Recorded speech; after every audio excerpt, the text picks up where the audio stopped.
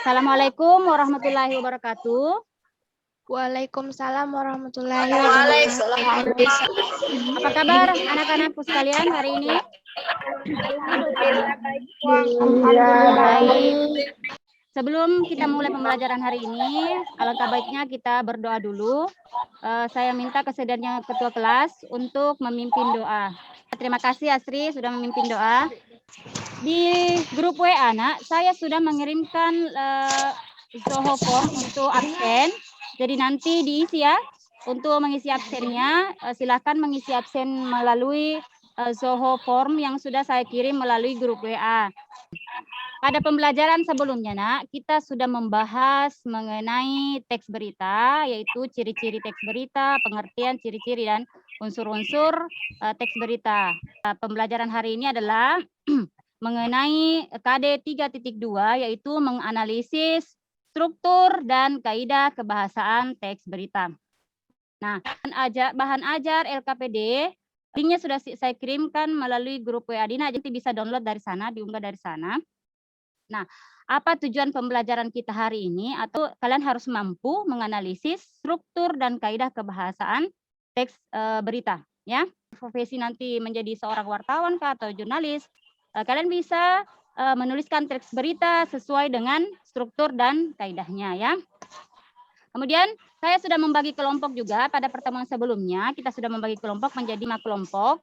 Jadi semua sudah tahu masing-masing kelompok ya. Oke. Sebelum kita masuk pada kegiatan inti pada hari ini, penilaian yang saya lakukan pada saat pembelajaran kali ini yaitu penilaian pengetahuan, penilaian keterampilan berdiskusi. Masalah yang ingin kita pecahkan hari ini adalah bagaimana menganalisis sebuah berita berdasarkan strukturnya.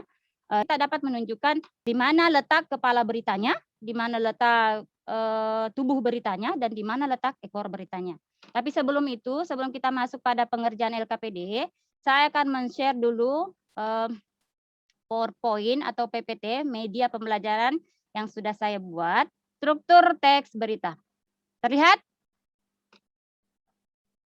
Iya, Pak.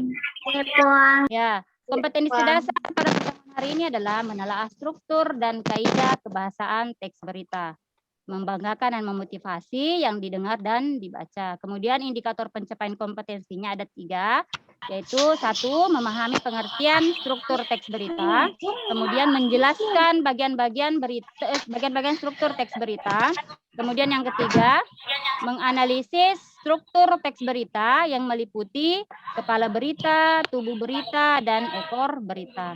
Kemudian tujuan pembelajarannya, kalian harus mampu memahami pengertian struktur teks berita, menjelaskan bagian-bagian struktur teks berita, kemudian menganalisis struktur teks berita yang meliputi kepala berita, tubuh berita, dan ekor berita. Nah, apa saja yang membangun struktur teks berita itu? Nah, ada 3. Kepala berita, tubuh berita, dan ekor berita. Nah, kepala berita. Ada berapa unsur yang terdapat di kepala berita? Ada yang tahu? Yang berisi tentang pengenalan atau penjelasan pembuka terhadap sebuah peristiwa yang akan dilaporkan kepada masyarakat luas. Ya. Nah, oke, bagus. Ada yang mau membantu Ibu untuk membaca teks beritanya ini? Berprestasi siswa SMP 1 Watampone raih juara ajang bara dan Daisera Remaja Sulsel. Ya, terus terima kasih banyak untuk Sri Wahyuni atas kesediaannya untuk membaca. Nah, kita kembali materi tadi. Kira-kira di mana letak kepala beritanya? Nah, ini kan ada berapa paragraf di sini, anak-anak?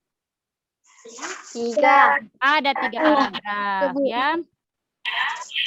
Nah, Astri Febrianti, kira-kira menurut Astri, di mana letak kepala beritanya? Saya bimbing ya, paragraf 1, pertanyaan untuk apa? Nur Safika Farhana. Peristiwa apa yang terjadi? Kemudian yang terakhir adalah ekor berita. Bisa dipaham ya sampai di sini? Oke. Iya, Puang. Bisa dipaham ya? Jadi nanti pada saat kalian mendapatkan teks berita yang lain, insya Allah sudah bisa ya. Ditanyakan dulu sebelum kita masuk pada pengerjaan LKPD. Ada yang mau ditanyakan anak-anakku? Sebelum kita masuk pada pengerjaan LKPD, ada yang belum dipahami di sini? Silakan ditanyakan. Atau nanti pada saat pengerjaan LKPD ada yang ditanyakan, silakan ya. Jadi silakan kerjakan LKPD-nya sesuai dengan petunjuk yang ada di situ.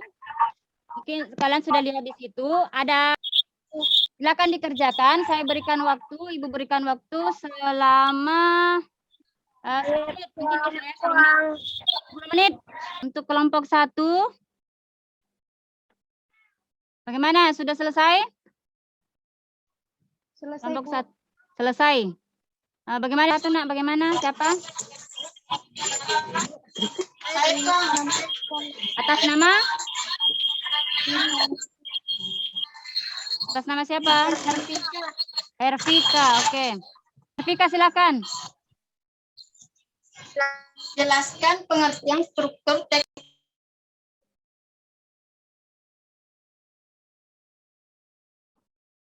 Oh. Ya. Jelaskan pengertian struktur berita. Tunggu dulu Nafika. Struktur teks. Tunggu dulu. Tolong yang lain mendengar ya, mendengarkan temannya, nanti ditanggapi oleh kelompok lain ya. Ya, silakan lanjut Hervika. Maaf. Jelaskan pengertian struktur teks berita. Struktur teks berita terdiri dari judul, teras, dan tubuh berita.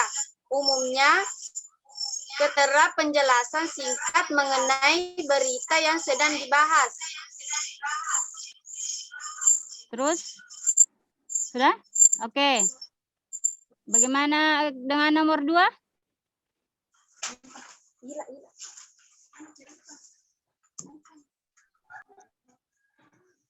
Siapa yang bisa? Iya, Puang. Hai, Puang. Oke, silakan. Baca nak, baca. Silakan. Jelaskan struktur teks berita. Ya. Struktur berita yang beberapa macam, yaitu ekosisi, peristiwa, dan sumber berita. Ya, silakan nak. Langsung saja nak, langsung.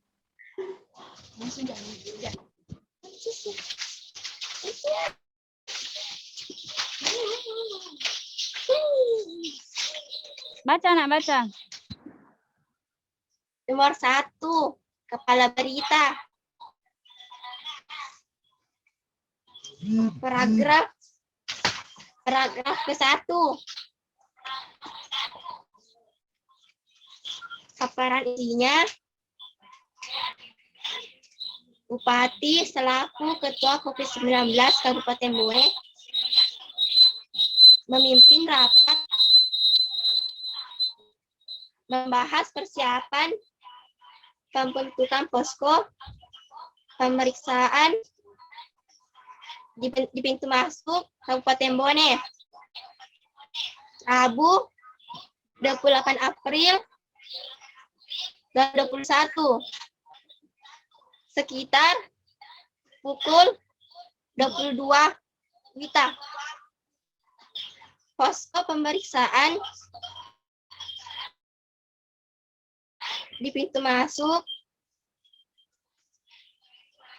Kabupaten Bone akan dimulai tanggal 1 sampai 24 Mei 2021. Tubuh berita. Paragraf ke-2 dan 4. Tubuh berita, paragraf ke-2, 3, dan 4. Kita minta dulu tanggapan dari kelompok 3. Kelompok 3. Ya, Puang. Ya. Jelaskan pengertian struktur teks berita. Kita tunggu dulu, Berita Nafika. adalah teks Maaf. yang berisi tentang terjadi di seluruh dan disebarkan melalui berbagai media sosial, elektronik maupun media cetak. Misalnya radio, televisi, internet, dan website. Ya, terus nomor 2. Jelaskan struktur teks berita. Struktur teks berita ada 3, yaitu pertama orientasi berita, yang kedua peristiwa, yang ketiga sumber berita. Ya. Orientasi berita yaitu peristiwa pembuka dari peristiwa yang diberitakan di teks tersebut. Umumnya tertera penjelasan singkat mengenai berita yang sedang dibahas. Ya, bagus. Peristiwa yaitu berisi tentang proses kejadian dari awal sampai akhir berdasarkan peristiwa yang terjadi dan menjelaskan berdasarkan fakta yang ada. Sumber berita yaitu dari mana asal sumber berita tersebut muncul. Sumber berita tidak selamanya ditulis di bagian akhir berita.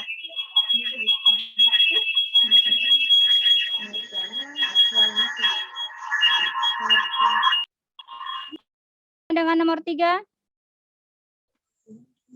Analisislah struktur teks berita yang dibagikan guru dengan judul persiapan pembentukan posko pemberitaan masuk wilayah Kabupaten Bone. Judul kita persiapan pembentukan sistem masuk wilayah Kabupaten Bone.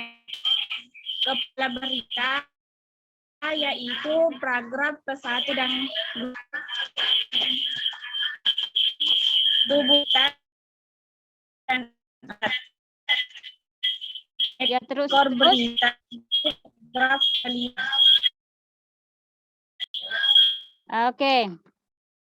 Ada perbedaan jawaban dari kelompok 1 dan kelompok 3 dari segi struktur teks berita, paragraf-paragrafnya ya. Jadi kelompok 1 mengatakan hanya paragraf 1 yang merupakan kepala berita. Nah, kelompok 3 tadi mengatakan kepala berita 1 dan ya. Nanti kalian kirimkan LKPD-nya ya, LKPD ke grup WA atau boleh langsung di foto saja, fotokan itu atau bisa di screenshot ke ibu, kirimkan kembali ke ibu, screenshot kemudian kirim ke WA. Dan jangan lupa tuliskan nama kelompoknya ya. Tuliskan nama kelompoknya sebelum kita tutup pembelajaran hari ini. Pengalaman belajar apa yang kalian dapatkan. Nah, kalian rangkum dulu apa yang kalian pahami. Ayo, siapa yang mau? Saya Pulang. Siapa? Atas nama siapa, Nak? Fika Ramadhani. Fika Ramadhani, silahkan. Pengetahuan apa yang kamu peroleh hari ini, Fika? Dapat mengetahui struktur berita. Ya, apa itu struktur teks berita? Kepala berita. Apalagi? Sumber berita.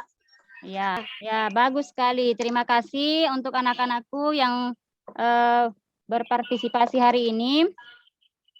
Nah, untuk pembelajaran selanjutnya masih berkaitan dengan teks berita ya. Jadi kalian silahkan baca-baca materi kembali mengenai kaidah. Jadi kita pada pertemuan selanjutnya akan pindah pada kaidah kebahasaan. Ya. Sebelum kita tutup untuk pembelajaran hari ini,